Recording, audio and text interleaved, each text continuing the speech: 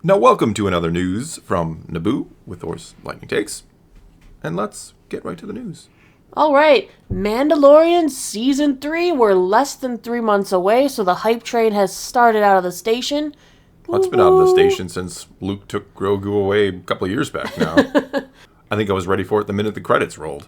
And Giancarlo Esposito is out making the rounds. He's got a new movie, Kaleidoscope, I believe it's called, coming out. So, of course, they're going to ask him about The Mandalorian. Why ask him about the movie he's in? It's got to be frustrating when you're promoting something and they're like, well, what about that other thing you do? What about that thing? The thing. Yeah. So he was doing an interview with Collider, and of course, Giancarlo Esposito is Moff Gideon, the perfect villain, we've decided. And he talked about the hype train a little. He praised Favreau and Filoni's vision, the way they're able to build up the mythology and the scope of the previous seasons, culminating into the third installment. This is going to be a long quote. Bear with me. He's comparing Season 3 to the previous two. This is what he said. I just think that the show gets more expanded and more visually profound with each season. And I think it's the vision of Jon Favreau and Dave Filoni that begins that expansion. But it's also all of the artisans that they trust to collaborate with them. I was blown away by that sizzle reel. All of a sudden, the world just came at you in a much more intense, and it's always been gratifying, but in a way that allowed you to, you know that feeling you have of dread or doom or excitement personified?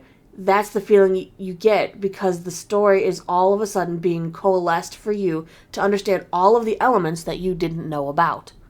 All right, what are your thoughts? We'll have you interject because it's a long quote, like I said. Well, I love that it started small. I love that The Mandalorian, the first season, starts with just him walking into a bar, looking for his mark. The classic line now, I can bring you in warm or I can bring you in cold. I like that it slowly built. I think the second season, I love both seasons, mind you, but the second season almost felt like it was trying very hard to make it bigger. We were bringing in Boba Fett, Ahsoka, Luke, Bo-Katan. It felt a little too... I just felt like it was a little it was a little overt that we're trying to make something bigger now. Like, season 1 was very self-contained. Him, Grogu, thereafter Grogu. Simple story, a lot of one-off episodes. And I'm excited. I'm really excited to see this show expand into something bigger. I just hope it feels natural. We'll talk more about that later, I think. Okay. All right, let's continue on with the quote.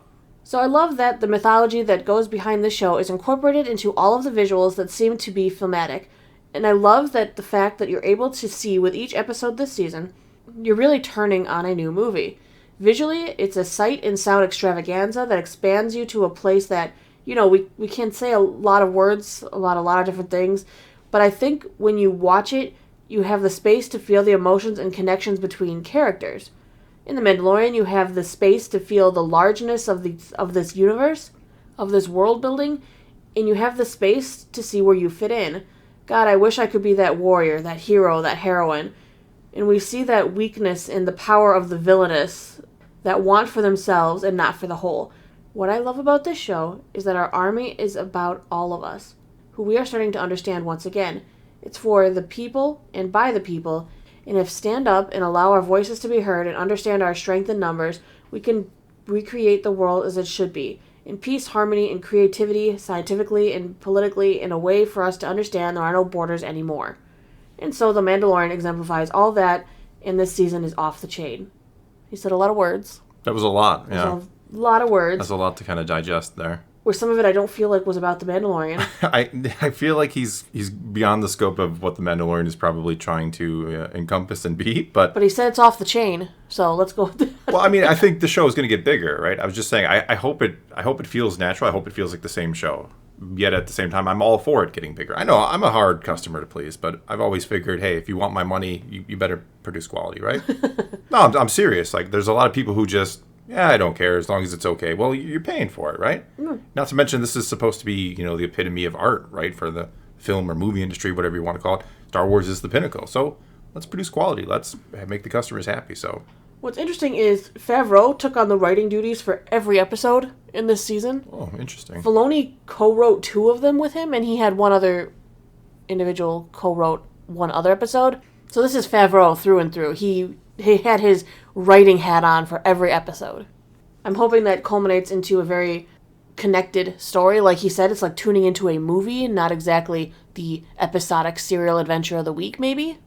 Yeah, the first season is definitely, it has kind of the first 3 episodes are one story arc, and then you have a bunch of one-offs, which are all pretty good, and then you finish with a 2 episode story arc. And the second season is more of a, it's kind of the episode of the week, but they connect a little bit better. Again, you're kind of stumbling into all these, legacy characters in a way, which it's cool, it's great, and it works for the story. It doesn't feel too forced, but it does feel a little like, who are we going to see next? Yeah, I'm kind of going to talk to you a little bit about that type of issue, because it is something that is a concern that I've seen. We know Jon Favreau promised the show's scope is bigger than ever, space battles, more Mandalorians, and I find this a little deeply concerning, because bigger doesn't always mean better. No, absolutely not. Like I said, I think the first season is actually better than the second season in many ways, because it's smaller. It was nice to kind of get that personal story. Intimate story of an unlikely found family that came together against the Empire. Well said. Season 2 kind of was falling off the rails, like you said, cameo of the weeks, everything drawing attention away from Din Djarin and Grogu. I mean, it didn't become a major problem because there was a lot of skillful writing and they kept the story going, but the expanded scope did kind of, because they were setting up spin-offs. They were setting up the Ahsoka spin-off. Yes, you could tell they were setting up like a Rangers of the New Republic type spin-off, which we don't know what's happening with that. The Book of Boba Fett. Yes, we had all those cameos come in because they were spinning off into their own thing, which detracted from our main story a bit. A bit. I would say the impressive thing about season 2 is that it didn't distract entirely. You're bringing in Luke, Ahsoka, all these characters, Boba Fett, and it's like, no, we still care about Din and Grogu. So now, there could be a danger that the Mandalorian operating on a huge scale with the space battles and more Mandalorians could lose maybe its emotional core. I mean, do we have a risk of losing Din Djarin's core concept? He was the lone gunslinger, his heart's melted by little Grogu, and then now they've been giving him the Darksaber. They're turning someone who doesn't seem like somebody who'd want to lead into somebody who could become the leader of Mandalore, which is so bizarre, and it's so far off the core concept that I can't see this jump happening yet. Yeah, I agree with you. I think they've taken a character, like I said, the idea was, the lone gunslinger, he finds something that makes him start to care about something else. Now it's like, well, you got the Darksaber, you've took off your helmet, so now you got to figure out what to do with that. You've run into other Mandalorians. It's a lot suddenly heaped onto him. And I think it would have been interesting, the whole Grogu coming back to him, in another show, going to be in season 3, obviously. I personally think it would have been better.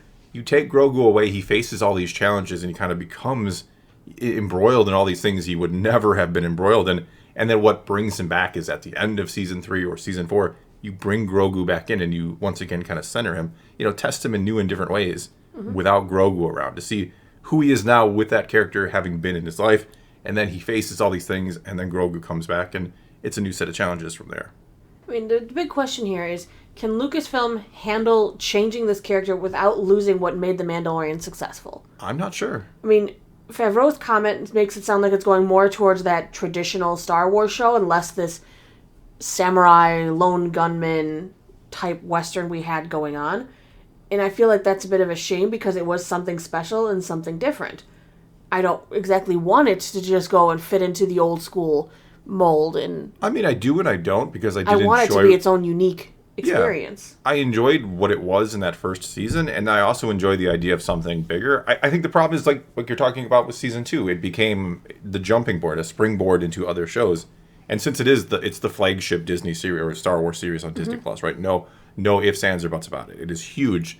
So whatever gets done there can, of course, be used to springboard again or to jump into this crossover event they want to do. Is he going to find some sort of artifacts that point us towards things that might have happened in the Acolyte? Is he going to run into those kids who get blasted off into outer space in the Skeleton Crew? That's the problem with The Mandalorian. I don't want his show to turn into a stepping stone for everybody else. Yeah, because his show still needs to be about it's him. It's the focal point. Yeah, it's so big that now it's like, oh, we can use this to lure in other customers, or springboard to here, or do this or that, or set up this. I mean, we've already heard rumors about how Ahsoka's show is going to overlap or at least cameo in elements from the Skeleton Crew. Of course. That's just, it's all about setting things up, right? It's all about getting you to watch the next thing. Because they want to do a crossover event, but I don't want each individual shows to lose its personality in the process. Yeah, which isn't to say I don't understand the mindset of Disney. Of course you want people to experience your other shows. Like, I like that we bring, like, a Cad Bane into the Book of Boba Fett, or... Because it does encourage people to maybe go back and watch the Clone Wars, which is great. It's this kind of give and take, this fine line between, fan service being just fan service and trying to bring people into other aspects of it and using the character well. I mean, there's no reason why Cad Bane can't be in the Book of Boba Fett. It doesn't have to be just fan service. It can be part of the experience, part of the show, part of the story, and it can make sense. And it more or less does in the Book of Boba Fett. Now that I've gone completely off topic. I feel like I'm rambling extra today. You are. Maybe then you should wrap it up, Ramblesaurus. Yeah, I guess that's probably a good place to call it before I keep just rambling on about other stuff. But I want to hear what everyone else has to say about this. Oh, you're stealing my thunder again. No, go ahead. You got it. No, you do it better than I do. I don't want it.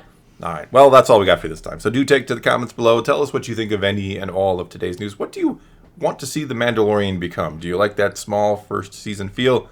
Or do you want to see it become something more grandiose in scope and scale? Whatever the case may be, you know what to do. Leave your comments below. Let's talk some Star Wars. And until next time, thanks for watching.